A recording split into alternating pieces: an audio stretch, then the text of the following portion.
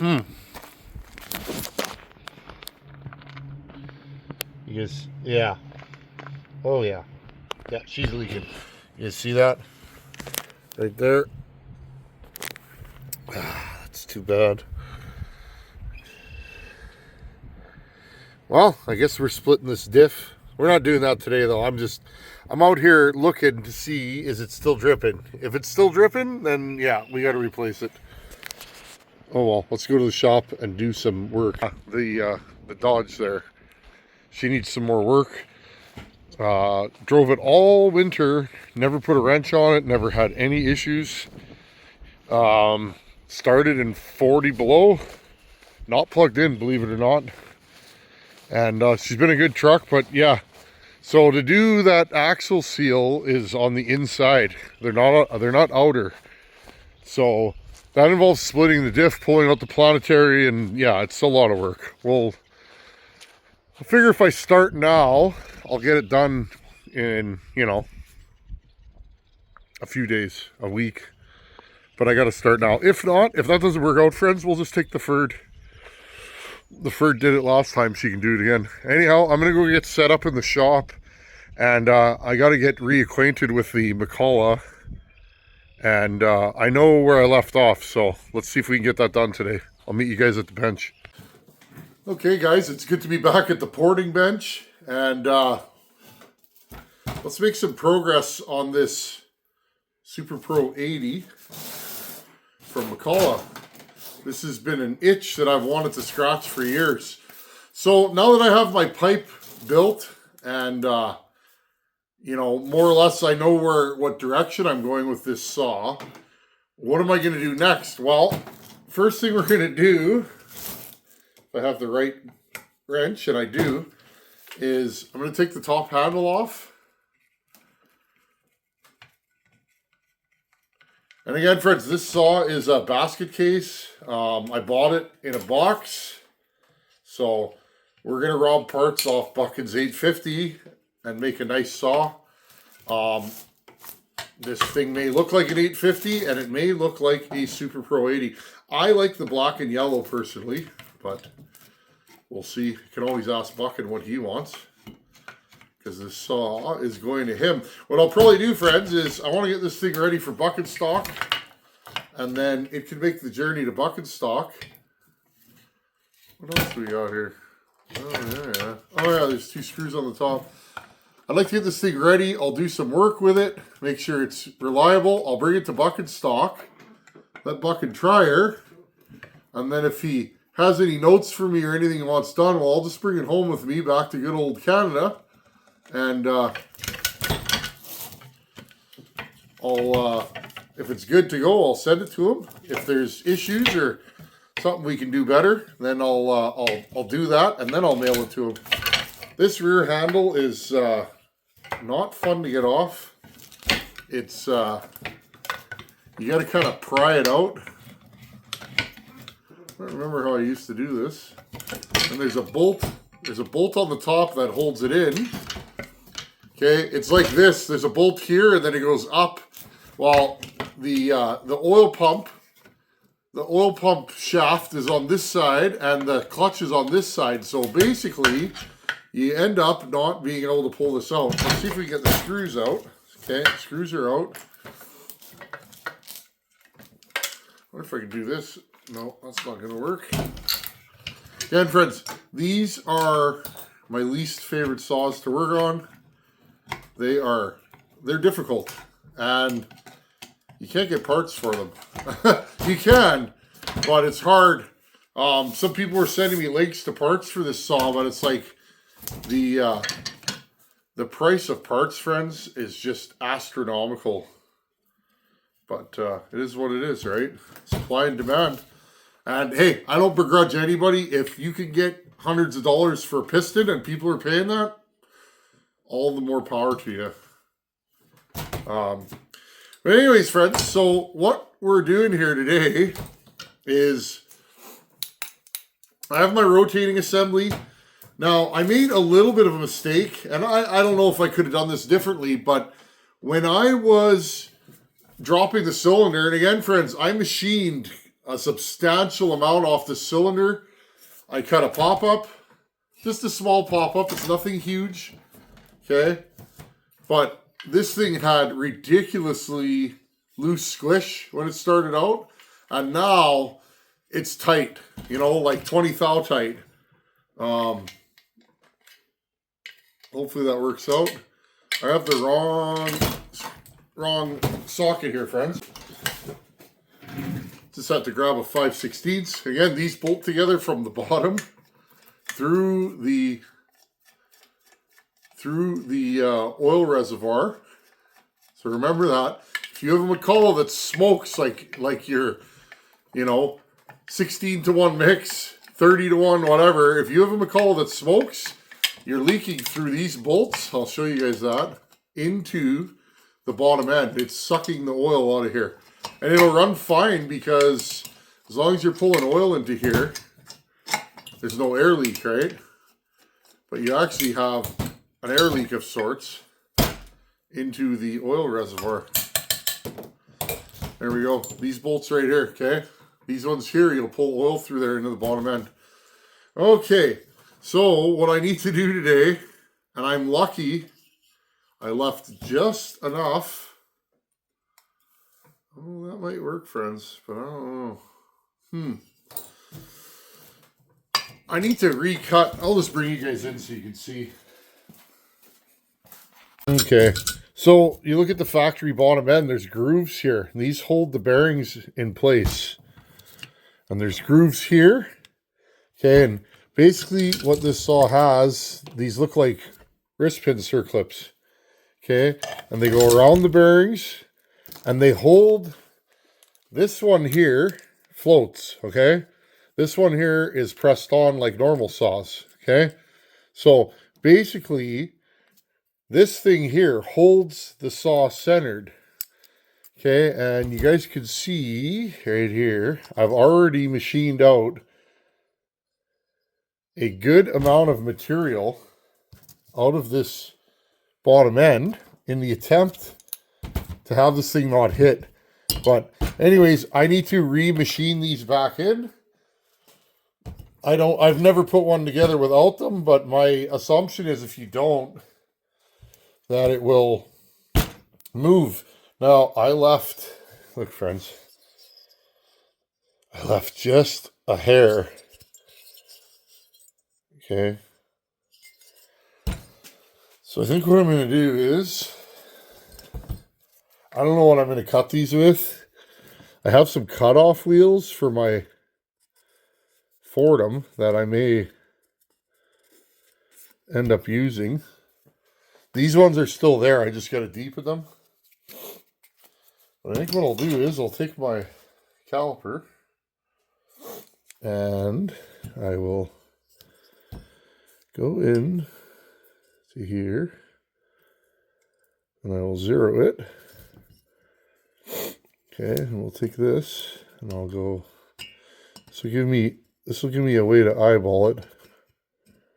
Give me a nice straight line to grind to. I'm gonna have to grind these back in though, friends. So, yeah, and that's not gonna work because the outside is not flat. Okay, well, we're gonna eyeball this.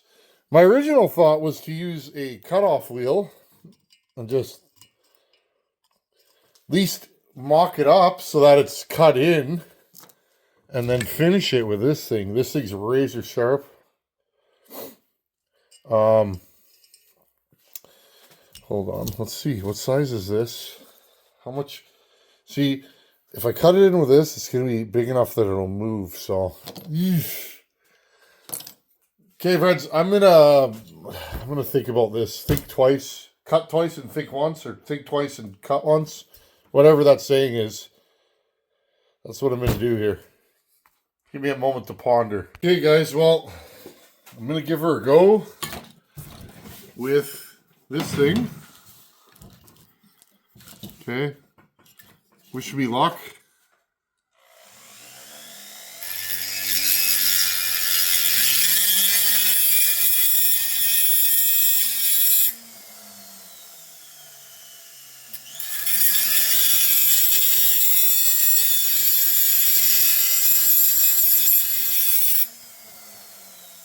Well, that's working. I don't have to cut it super deep, but deep enough that my piston will, or my bearings will seat. Just give me a second here, friends.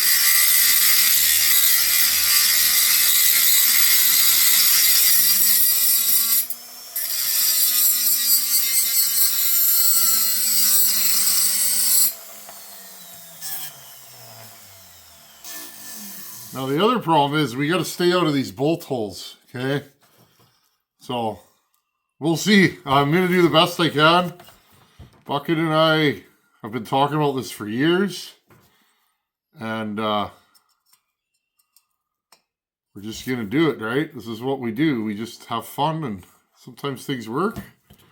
Not really interested in doing normal builds. I don't know why. I've never like building stuff that nobody builds, or, you know, old timer stuff. Okay.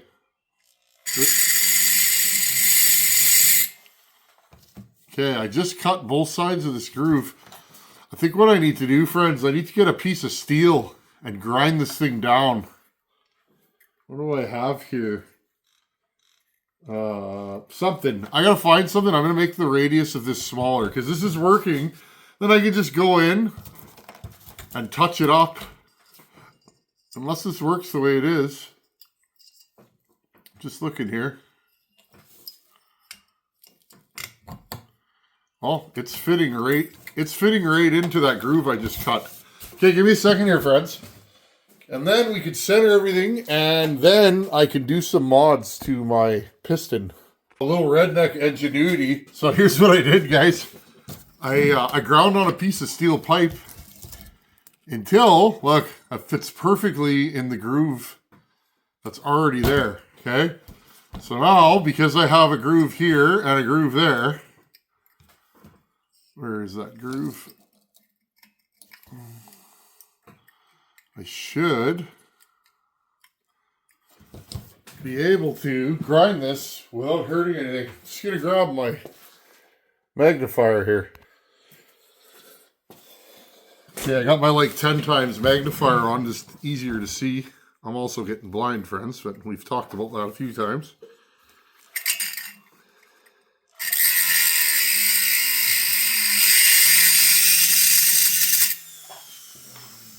You see that? Okay. Now with any luck,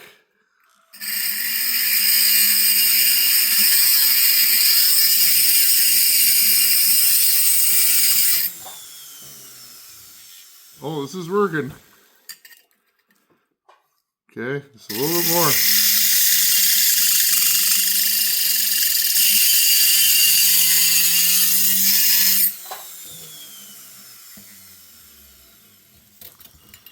Okay, look at the other side that I did. Hey guys, you see that?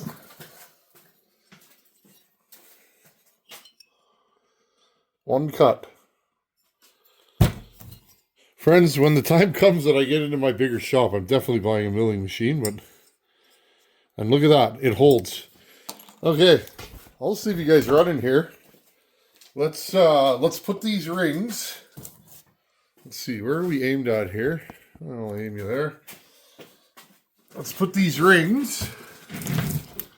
Okay, I'm going to take this ring off because we don't need that on there right now. And yes, friends, everything is dirty. I'm going to soak all this stuff, take it apart before we do our final assembly. Okay, and I'm going to take this ring. I don't know, I have a feeling I'm going to have to maneuver some stuff, but until then. Okay, now, let's put this in there. Okay.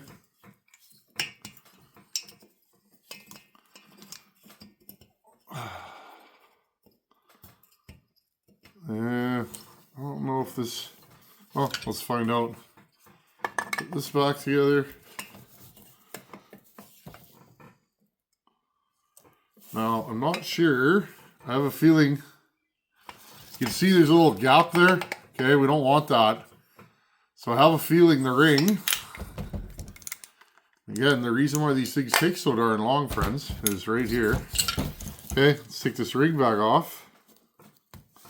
getting it on is substantially easier than taking it off. Okay, let's see if we can do this quickly. So these take forever. If I was into getting views, friends, I definitely wouldn't be working on these things. Wow, that one does not want to come off. I think I need a double screwdriver set up here.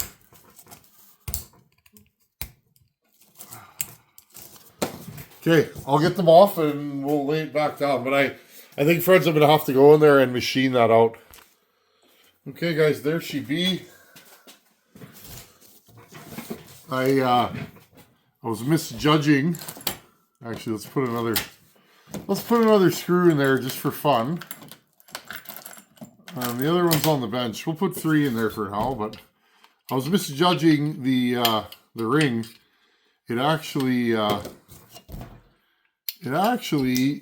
has quite a bit of spring to it, so when you're trying to push the cylinder down, it looks like you need to machine it farther. I was like, oh wait, I gotta machine this thing more? I don't remember it being like that, but no.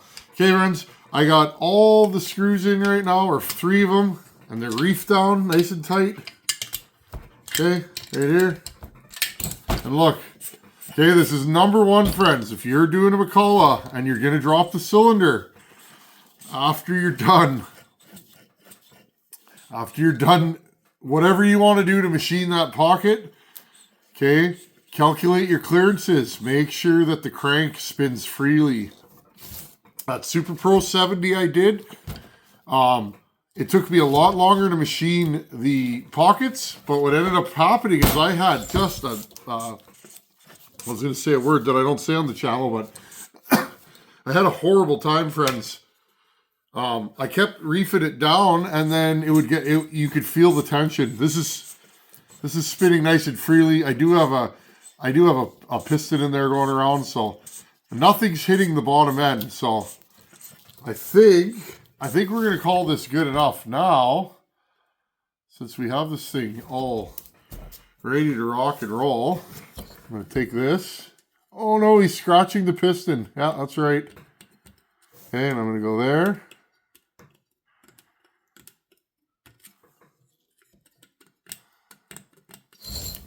Okay, and there.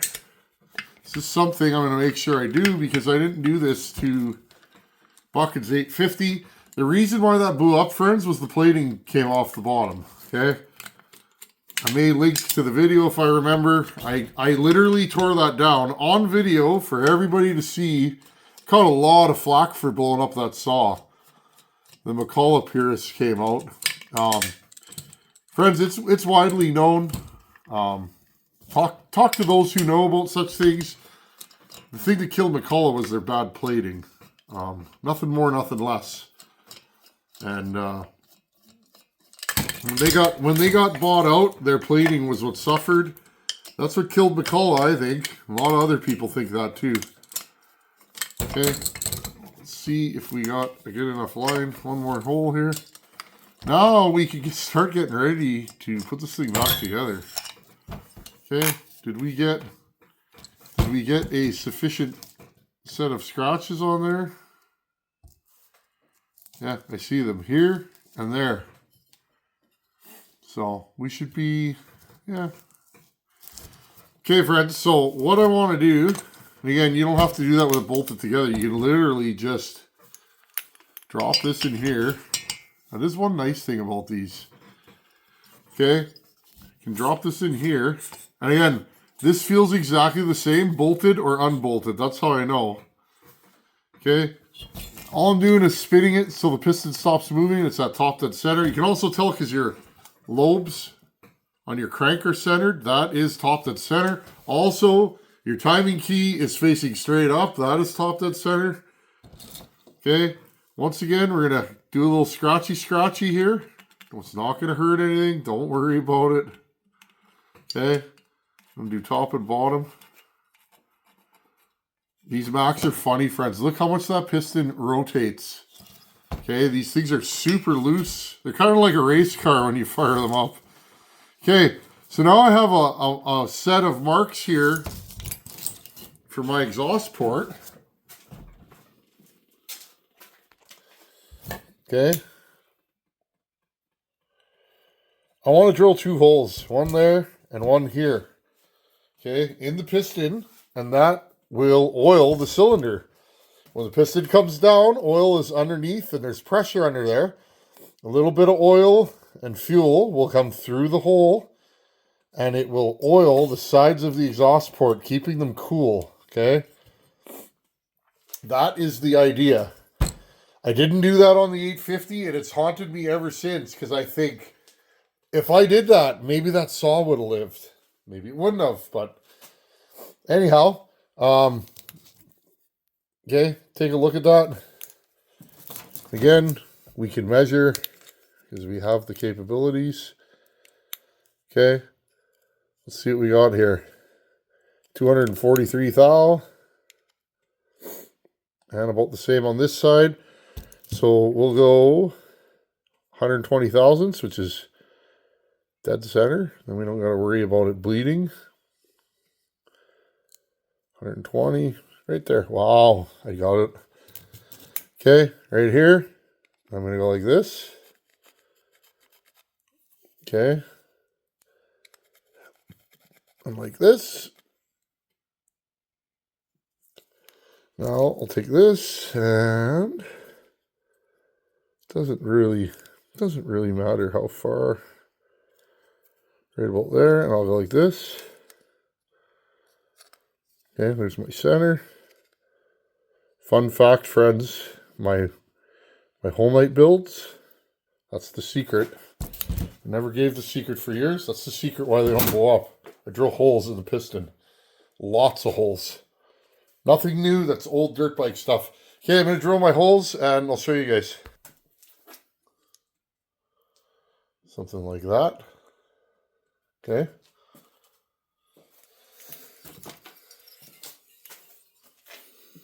First time I showed this on my channel, guys were like, what are you doing, dude? You see any holes, friends? You see nothing, because there is no holes. Or is there? Okay. Does that make sense now?